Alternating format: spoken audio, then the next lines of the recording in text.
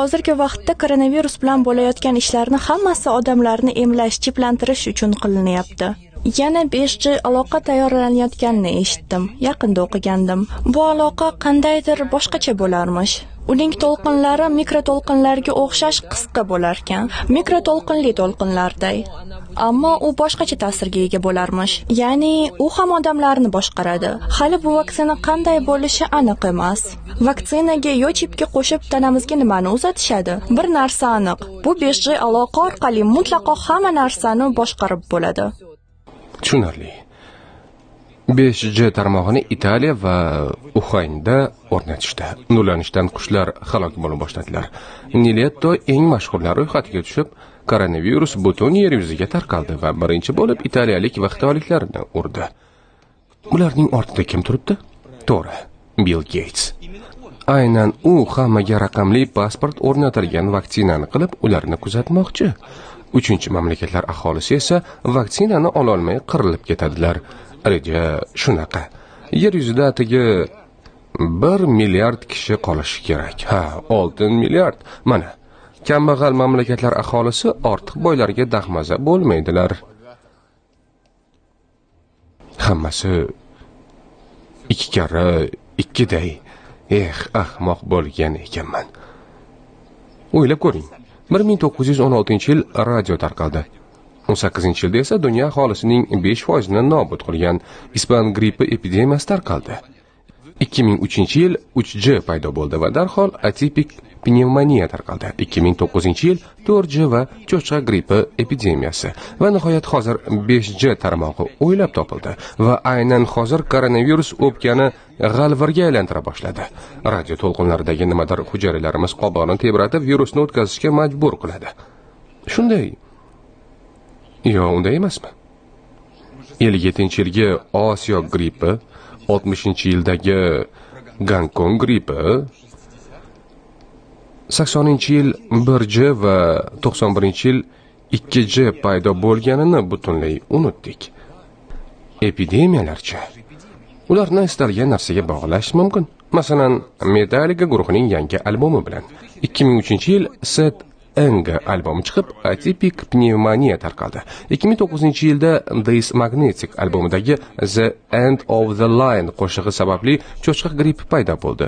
2009-yilda esa yangi Helping Hand sadolari ostida sayyoramizga koronavirus kirib keldi. Ko'ryapsizmi? Hammasi to'g'ri kelyapti. Hukumat bizni boshqarishni xohlagani uchun buni yashiryapti. Balki endi Xudo, qaysi ahmoq bunga ishonadi deb o'ylayotgandirsiz. Xulosa chiqarishga shoshilmang. Videoning oxirida siz ham fitna nazariyasi va ezoterikaga ishona boshlaysiz. Ehtimol ishonib bo'lgandirsiz. Bugun xudojoylarning kommunist, radikal feminist va repchilar bilan qanday umumiy jihatlari borligi, qaysi kristal bo'qoqni davolashda yordam berishi, NASAdan munajjimlar bashoratini qanday olish, nega televizordan tunda tovush chiqishi, nega Kasperovskiy aynan hozir qaytib kelgani, nega hammamiz nimagadir ishonishimiz kerakligini bilib olasiz.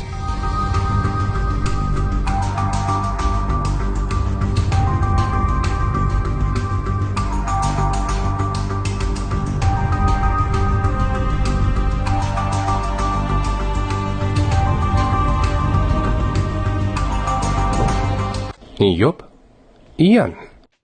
O'tgan yil Amerikada bo'lganimda Kanye Westning Coachella festivalida o'qigan va'zini o'z quloqlarim bilan eshitdim. Hayratomuz nutq. Biroz g'alati tuyulishi mumkin, ammo bu raketa uchishi va Lady Gaganing qomatidan keyingi hayotimda ko'rgan eng yaxshi narsa. Bir qarangga, Kanye xuddi osmondan tushganday. Yashil tepalikda xor qurshovida munbashar muhabbat haqida kuylayapti. Atrofda esa o'lanlar. Soat ertalabki 9. Men odamlarni birlashtiradigan va turmush mashaqqatlari yuklanmagan e'tiqodni his qila oldim. U biror jiddiy qoidalarni o'rnatmaydi. Aksincha, hamma Pasxa arafasida Xudo nomiga rapga raqsga tushmoqda. Super, menga jisman ham bu yoqda. Hammaning ahvoli yaxshi edi. Ammo dinning teskari tomoni ham bor. Bu ko'zlar pravoslav faollarining tashabbusi bilan sud hukmini kutishmoqda. 600-yilda birinchi marta Vatikandagi korrupsiya va geylarning lobbisi tufayli islom aqidaparastlari esa 2000 yildan ortiq vaqt mavjud bo'lgan haykallarni bir necha lahzada vayron qilishyapti. Bunday obro' bilan hozirda din muxlislarining kamligi ajablanarli emas. Rossiyada har 3-kishi o'zini ateist deb hisoblaydi. Bularni e'tiqod bonuslaridan mahrum qiladi. Bonus? Dindorlar tushkunlikka kamroq tushib, ichkilik, kashandalikka kamroq moyil bo'ladilar. Saylovlarga ko'proq boradilar. Qarang, tweetlari ham o'ta ijobiy. Bu dindorlar, bu ateistlar. Dindorlar anglash, his qilish, o'rgan, kechir, minnatdorchilik deydilar. Ateist g'oya, sabab, ehtimol, savol, ixtiro. Qizig'i, ateistlar ishonch va e'tiqod so'zini dindorlarga nisbatan ko'proq aytadilar. Ammo xudojo'ylarni nima bunchalik baxtli qiladi? Nahotki ko'hna haykallarni vayron qilish bo'lsa, yoki his-tuyg'ularini haqorat qilganlarga o'qiladigan hukmlarmi? Yo'q, shunchaki din hayot ma'nosi haqidagi savolga javob beradi. Dindor odam tongda nima uchun turishini, nima uchun yashayotganini biladi va hayot tugagach nima bo'lishini biladi. Ammo gap faqatgina bunda emas. Xudoga ishonish, bu majoziy ma'noda Iso, Budda, Muhammad yoki Musoning fan klubi a'zosi bo'lish. Hech qaysi klubga kirmagandan ko'ra qaysidir birida bo'lgan yaxshi-ku. Nima uchun? Chunki yolg'iz bo'lish kuniga 15 ta sigaret chekish bilan teng miqdorda zararli. Biroq qolganlar nima qilsin? O'zini na nasroniy, na musulmon, na buddist deb biladigan, ammo baxtli bo'lishni istaydiganlar. O'z e'tiqodingizni o'ylab toping.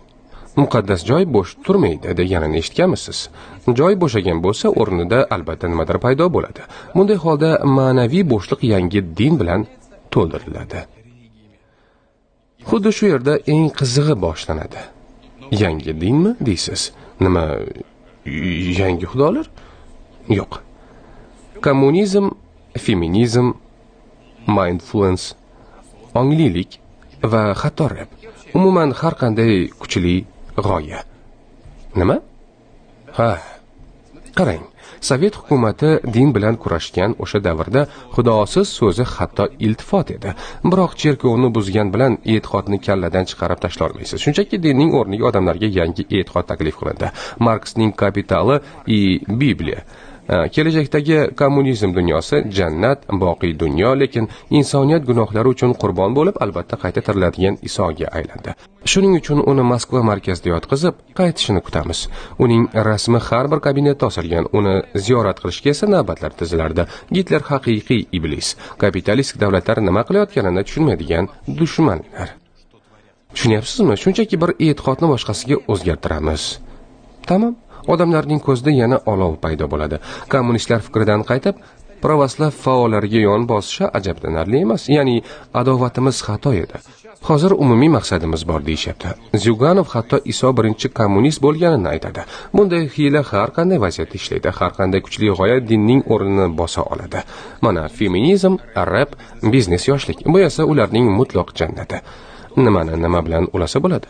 Feminizm uchun jannat bu mutlaq tenglik dunyosi. Reper uchun bu ko'chadan chiqqan oddiy yigit dunyoning qiroliga aylanishi. Biznes yoshlik uchun esa Dubay markazidagi mehmonxonada yashash. Har kim nimagadir ishonadi. Shu tariqa noqulay ma'naviy bo'shliqdan qochamiz. Bu yangilik emas. Neil Gaiman Amerika xudolari romanida muhojirlar Amerikaga o'z madaniyatlari va xudolarini skandinavlar, Odini hindlar, Mabuda, Kali, slavyanlar yurtdoshimiz Chernobogni olib kelganlarini aytadi. Ammo hozirda esa xudolar yangilari, globallashuv xudosi, texnologiyalar xudosi va yangi media mabudasi bilan uchrashdi. Ichimizda ham shunday to'qnashuv sodir bo'lyapti. Aksariyat yoshlar texnikaga ishonadi. Elon Musk yangi Rim papasi. Ilgari hayot din atrofida qurilgan. Cho'qintirish, Pasxa, Rojdestvo, Xanuka. Hozir esa hisobni boshlash nuqtasi Crave Dragonning qo'nishi. Kim uchundir yangi iPhone, o'quvchilar uchun yangi rapper yoki Balenciaga. To'g'rimi? Hozir zamonaviy odamlar e'tiqod va sevimli mashg'ulotlardan qanday foydalanishlarini ko'rsataman. Bu qanday bo'ladi? Mana bunday. Bugun bu yerda yig'ilishimizga sabab biz e'tiqodlimiz, dindor emas. Bir kitobdagi safsatani rad etib, boshqa kitoblardan o'zimizga ko'proq ma'qul bo'lganini olamiz. Shunchaki turli madaniyatlardan o'zimizga yoqqan joylarni olib, o'zimizga moslab aralashtiramiz. Masalliqni o'zimiz tanlaymiz. Yoga, meditatsiya, xabardorlik, mindfulness.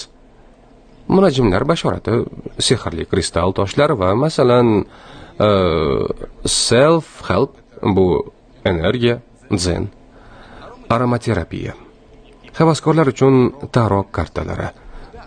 Bulardan istalgan 3tasini aralashtirsak, qarshimizda turli madaniyatlardan nimalarnidir yulib olib, o'z e'tiqodini yaratgan odamni ko'ramiz. Unga qarab darhol millatni farqlay olmaysiz. Shunaqami? Men Osiyo madaniyatiga qarshi emasman. Osiyoni juda yaxshi ko'raman. Men insonlar Xudoga ishonish orqali iymonli bo'lib qolish ilinjida o'z ma'naviyatini shakllantirish haqida gapiryapman. Men faqat bir narsaga qarshiman. Bu la'nati misli ko'rilmagan safsata deyiladi. Instagramdagi ayrim do'stlarim obuna bo'lgan kristal toshlar do'koni. Unda nimalar sotilishiga qarang. O'tkir zehn, daholarcha qarorlar, haqiqatga taqlid, rahmdilik tufayli muloqot, muhabbatni qabul qilish. U yurak va tomoq markazlarini birlashtiradi. Ajoyib qora turmalin, asosiy energiya qalqonimiz. Yana selenit, fluorid, tayoqcha va xushbo'y iforlar. Vera Brejneva birinchi kanalda reklama qilayotgan chaqmoq toshli massajyorlar bor.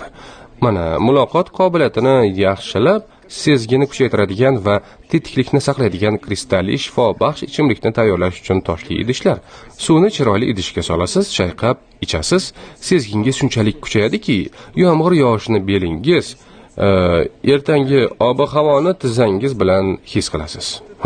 Qoyil. Bularning bari aslida ziyoni yo'q.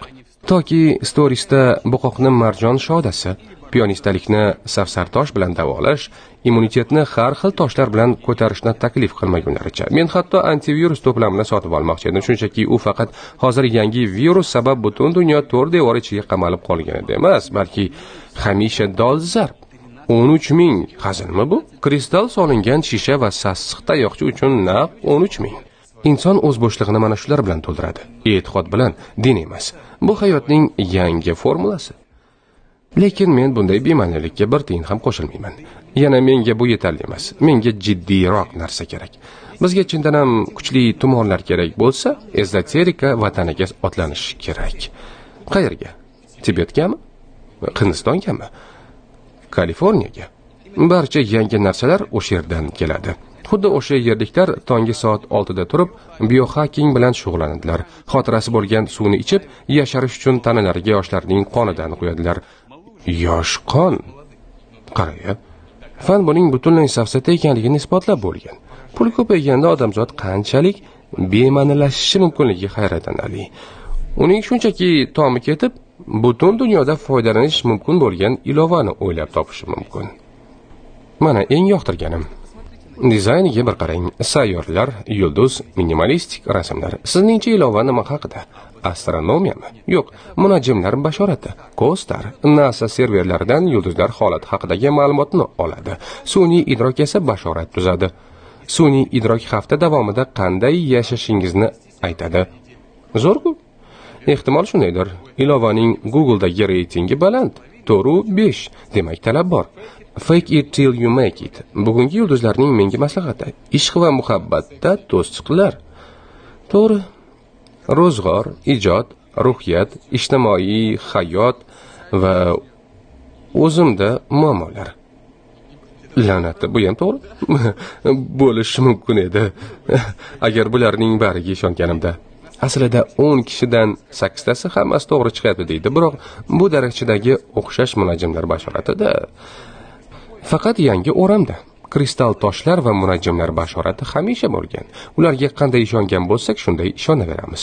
Nega bunga aminman? Chunki ich-ichimizda doim nimagadir ishonish uchun kuchli, juda kuchli istak bor. Shunday holatlarni eslang. Tunda uyda yolg'iz bo'lganingizda va chiroq o'chirilganda narigi xonada albatta kimdir tovush chiqaradi. Televizor sirli qirsillaydi. Quvurlardan nimadir o'rmalaydi, nimadir sovutgich ortidan tovush chiqaradi. Axlat paket ham ulardan qolishmaydi. Menga tegma, yo'qol. Tanish tuyg'umi? Irim-sirimlar shunday tug'iladi. G'or odami ham har qanday shovqin sababchisi deb biror tirik jonzotni bilgan. Bu qo'rquvlar bizda qayerdan paydo bo'lgan? Hozir tushuntiraman. Voqea shunday bo'lgan. Ajdodimiz savannada yurar ekan, butalar orasida qandaydir shovqin eshitiladi. Kim u? Shamolmi? Yoki yo'lbars pisib turibdimi? Deylik, u shovqin sababchisini yo'lbars deb o'ylab qochib ketdi. Agar u haq bo'lsa, hayotini saqlab qolgan bo'ladi. Adashgan bo'lsa, shunchaki mushaklarini mashq qilgan bo'ladi. Mabodo u shovqinni shamol deb o'ylagan bo'lsa-chi?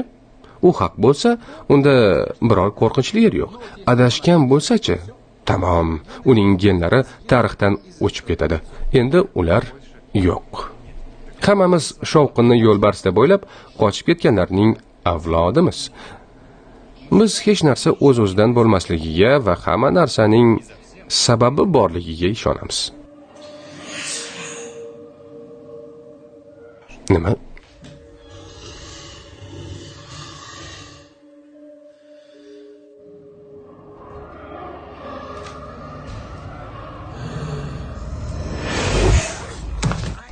To'xta, la'nata. To'xta, yaramas. To'xtasang-chi. Tupurma, la'nat. Quloq sol. Sen 20-asr zombisisan. Seni Jorj Romero shunday qilgan. Bu nima qilganing? Qo'y, shoshma, muttaham. Ilgari bunday bo'lmagansan. Nihoyat. Ilgari bunday bo'lmagansan axir. Nihoyat. Zombilar Afrika markazidan kelgan. Aynan o'sha yerda vudu sehrgarlari jazavada raqsga tushish va qo'shiq kuylash yordamida o'liklarni tiriltirganlar va ularni kulga aylantirganlar. Ko'rinishlari shunday bo'lgan, dam olish kunisiz tinmay ishlaydigan odamni eslatadi. Bu shunchaki uyquga to'ymagan yigit. Ko'lyerga navbatda turgan ofis xodimi. Qayta tirilgan murdalarga ishonishni qora qullar olib kelgan. Avval Gaiti, keyin AQShga, ammo bari 68-yilda Tirik murdalar tuni filmidan so'ng o'zgardi. Mana shu timsolni eslab qolgansiz. Keyin Shon ismli zombi. So'nggi biz oq piyodalar, Plants Zombies va hatto andisha va g'urur hamda zombilar chiqdi. Ularni jahannamga ravona qilishdan boshqa chora yo'q. Va bu qo'rqinchli emas, juda qiziqarli. Last Day on Earth, zombi apokalipsis olamidagi Minecraft. Resurslarni tepib baza yarating va craft bilan shug'ullaning. Itingiz bilan jangga kirishing va murdalarni adabini bering. Moslashdingizmi? Unda onlayn o'ynashni boshlang. Sheriklar bilan hududingizni himoya qiling, savdolashib o'z biznesingizni boshlang. Bayk yoki vezdehodda esa shamolday boshqa hududlarga uchib boring. Bu mobil telefondagi o'yin. Bu o'yinni kim o'ylab topgan? Kefir? Volgograddagi Kefir studiyasi. Rossiyada butun dunyoda o'ynaladigan o'yinlarni yaratadiganlar borligi ajoyib. Bu istedodli yigitlar butun Rossiya bo'ylab yashashadi. Ularni Volgograd, Sankt-Peterburg va endi Moskvada ham ofislari bor. Kimdir masofadan ishlaydi. Ular shu qadar ilgarilab ketganki, bo'sh vaqtlarida plyajda yotmaydilar. Hamma yeriga kameralar tiqib tashlangan skafandrni fazoga uchiradilar. Pastdagi havoladan Last Day on Earth'ni yuklab oling va zombilarga munosib javob qaytarishni mashq qiling. Kichik yordam. Ular hech qanaqa muqaddas suvdan ham, sarimsoq, koronavirus, kapa yo kumush o'qlaridan ham qo'rqishmaydi. Ularni to'xtata oladigan yagona narsa kallasiga qarata ikkilanmay o'q uzish.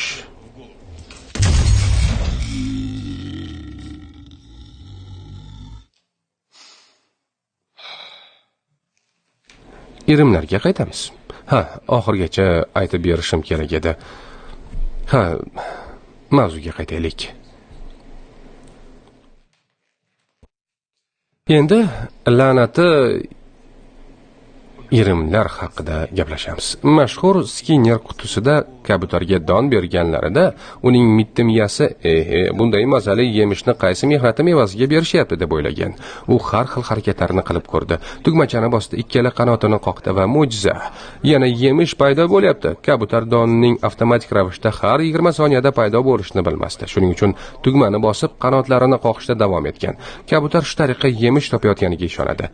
Ota-onamiz ko'pincha o'zimiz ham vaqtida yog'ochni o'rib qo'yganimiz yoki qora mushuk yo'limizni kesib o'tmagani yo chap yelkamiz osha tuf deb qo'yganimiz uchun omadimiz kelgan deb hisoblaymiz. Axir hech nima o'z-o'zidan sodir bo'lmaydi. To'g'rimi? Evolyutsiya bizni mazmun qidirishga dasturlashtirib qo'ygan. Shu bois tog'da hinduni, Marsda odam yuzini va osmonda ko'zlarini ko'ramiz. Hatto bolalar ham o'yinchoq ayiqchani xafa qidirib qo'yishmaydi. Ular uchun u tirik. Ular quyoshga ham yuz ko'zlarini chizishadi, chunki uning asliyatiga ishonishadi. Xaridor olinayotgan mototsikl baxtsiz hodisaga tushganini bilsa, uni sotib olishdan bosh tortadi, chunki mototsikl bilan birga oldingi egasining omadsizligi unga o'tishiga ishonadi. Mana oddiyroq misol. Sizga birovning tana a'zosi o'tkazilayotganini tasavvur qiling. Olinayotgan buyrak qotilniki ekanini bilsangiz, rozi bo'larmidingiz? Aksariyat odamlar qotilning buyragi u yoqda tursin, hatto kiyimidan ham hazar qilishadi, chunki u bilan birga qotilning bir qismi ularga o'tishiga ishonishadi. Atrofimizdagi olam bu tinmay shitirlab turgan butalar. Unda tushunarsiz va noma'lum narsalar talay. Katta portlashgacha nima bo'lgan? Nega biz tush ko'ramiz? Hayot nima uchun paydo bo'ldi? Koinotda yolg'izmizmi? Va eng asosiy savol, nega qo'shnimda hamma narsa bor-u meni hech vaqoim yo'q? Bu bizni o'yga soladi. Nimanidir javobsiz qoldirishni xohlamaymiz. Har bir savolga izoh va o'zimizga taskin topishimiz kerak. Qulayotgan samolyotda ateistlar yo'q. Eshitgandirsiz? O'sha paytda darhol Xudoga ishona boshlaysiz va uni yordamga chaqirasiz. O'limdan qo'rqish bu e'tiqod sabablaridan biri. Shuning uchun inqiroz paytida aqlimiz shoshib qolishiga hayratlanmang. SSRning so'nggi yillarida ota-onamiz shu ahvolga tushganlar. 80-yillar oxirida oddiy sovet fuqarosining boshi gangib qolgani aniq. Afg'onistonda tushunarsiz urush, mitinglar va to'qnashuvlar, Chernobil avariyasi, quruq qonun va nihoyat do'konlarni quritgan oziq-ovqat tanqisligi. Shunday xavotirli vaziyatda kommunistlar g'alati chora ko'rdilar. Ular televizorga tom ma'noda sehrgarlarni chaqirdilar. Alan Chumak ekran oldiga suv va non qo'yishni so'rar, qo'lini siltab ASMR uslubida ovoz chiqarar, shu bilan barcha jarayonlarni uyg'unlashtirardi. U suvni quvvatlab bir barakaga sotgan ham.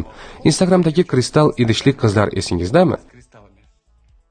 Hech nima o'zgargan yo'q. Chumakning asosiy raqibi Anatoliy Kashpirovskiy edi. Ekrandan sizga o'tkir nigohini qadab, bugun orangizda ko'pchilik davosiz darddan batamom sog'ayadi, derdi. Uni 10 million tomoshabin ko'rardi.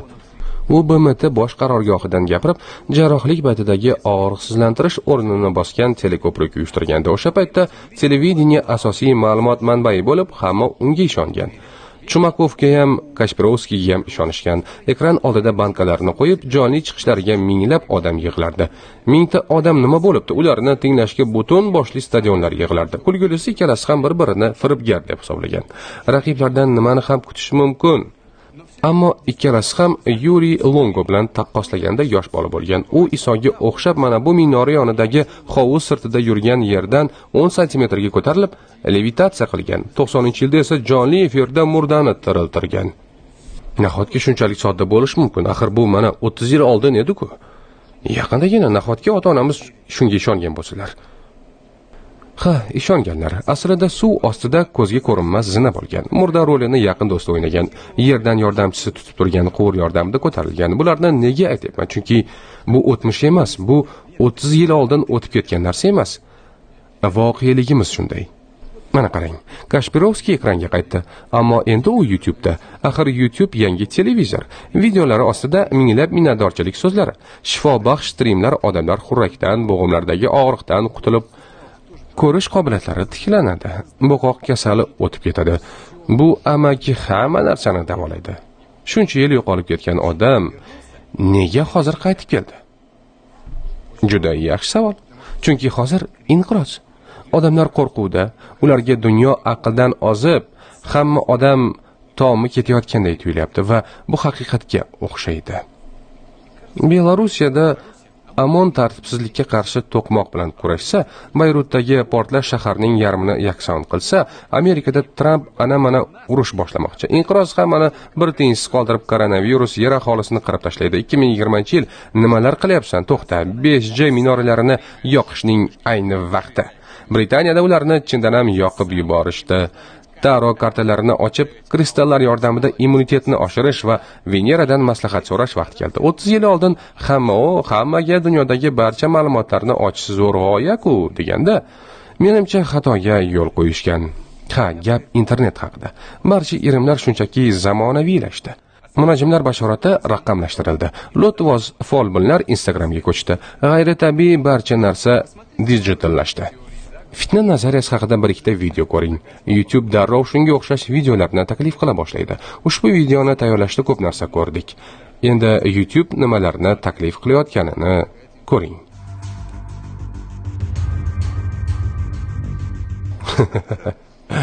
Mana yashirin hukumat. Bu yerda yashirin hukumatga kiradigan odamlar mana reptiloidlar va Bill Gates, Daho, Yovuz hammasi risoladagiday. Menga ko'proq reptiloidlar yoqdi. Yaqinda ko'p joylarda jangda qatnashgan 70 yashar odam jiddiy turib reptiloidlar oramizda ekani va aynan ular yashirin hukumat ekanligi haqida aytsa bo'ladimi? Shu mavzuda bir nechta kitob yozib, hozir yangisini tayyorlayapti ekan. Avvaliga hazilga borib, kulib, ichimda yo'q, bu odam shunchaki hazillashyapti dedim. 1,5 soatdan keyin u rostdan ham o'shalardan biri ekanligini angladim. Facebook, VKontakte, Twitterda ham shu gap. Ko'pchilik o'z ma'lumot qobig'iga qamalib olgani ajablanarli emas. Sog'lom idrok ustun kelib, YouTube koronavirus yo'qligi uning 5G bilan bog'liqligini da'vat qiluvchi va boshqa safsatalarni bloklay boshladi. Biroq qolgani ham kam emas. Balki ko'pchilik ishonmas, ammo ishonadiganlar ham talaygina. Taro kartalarida fol ochganda bir narsani yodda tuting. Hech qanday arvohlar, iblislar yo'q. O'zga sayyoraliklar ham yo'q. Ularni hech kim ko'rmagan, ular hech kimni o'g'irlab ketmagan. G'ayritabiiy narsa yo'q. Tamom. Koronavirusni inson yaratmagan. Hech kim sizni chiplashtirmoqchi emas. Siz it emassiz. Yana nima yo'q? Folbin, sehrgar va boshqalari bari ko'z boylag'ichning oddiy nayranglar to'plami. Ekstrasenslar aniq lo'tni bos. Bu qimmat professional ravishda suratga olingan aldov. Gudini mukofotini topshiradigan yigitlar ekstrasensor qobiliyatini sal-pal namoyish qilganiga $1 million va'da qilishgan. Lekin kelgan hamma ekstrasenslarning qobiliyati 0. Ishonchim komilki, internetni tozalab, odamlarning miyasidan hammasini o'chirib tashlasak ham ular yangi biror nimani o'ylab topadilar. Nima uchun? Chunki hayot adolatsiz. Bu fakt. Har kim unga qarshi tayanchni, o'z e'tiqodini o'zi topadi. Videomizni Kanye va nasroniylik bilan boshlab, folbinlar va Kashpirovskiy bilan tugatyapmiz. Chunki bularning bari katta bir hikoya. Sizning ma'naviyatingiz. Tushunyapsizmi? Dindorlar o'z e'tiqodini dinda, ateistlar kuchli g'oyalarda, g'alati yigitlar reptiloidlar va boshqa fitna nazariyalarida topadilar. E'tiqod insonga qandaydir katta narsaga tegishlilik hissini beradi. Shunday qilib, u yolg'iz qolmaydi. Meni dinga qarshi deb o'ylamang. Din madaniyatimizning bir qismi, bu yaxshi. Men shunchaki ko'r-ko'rona ishonishga qarshiman. Siz Budda yoki Elon Muskga sig'inishingiz mumkin, farqi yo'q.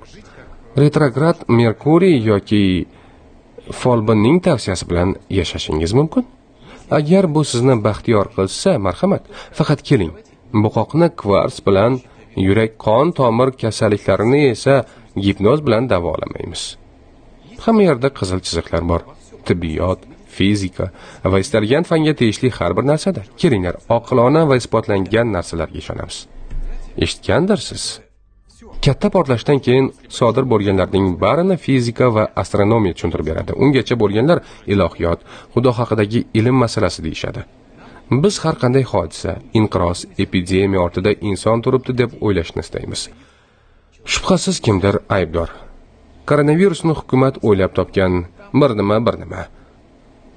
Unutmang, hayotingizga bevosita ta'sir qiladigan yagona shaxs Bu o'zingiz. Ushbu videoni do'stlaringizga jo'nating. Ayniqsa taqdir va g'ayritabiiy narsalarga ishonadiganlarga. Ularga videoni ko'rganlarga sog'lik, boylik va yaxshi hosil nasib qilishini ayting. Odatdagidek, aqlingizni charxlang. Xayr.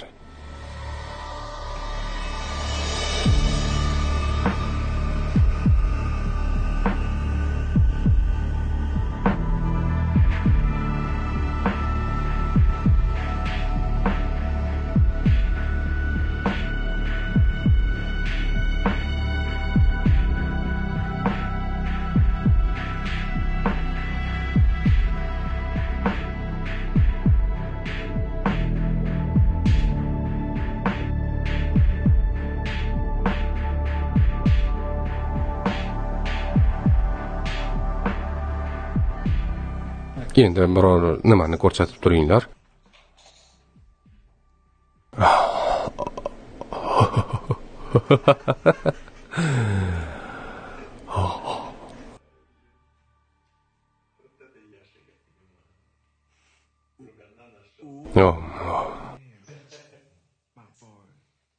Hozir yozib olyapman, keyin uni oxirigacha joylashtiramiz.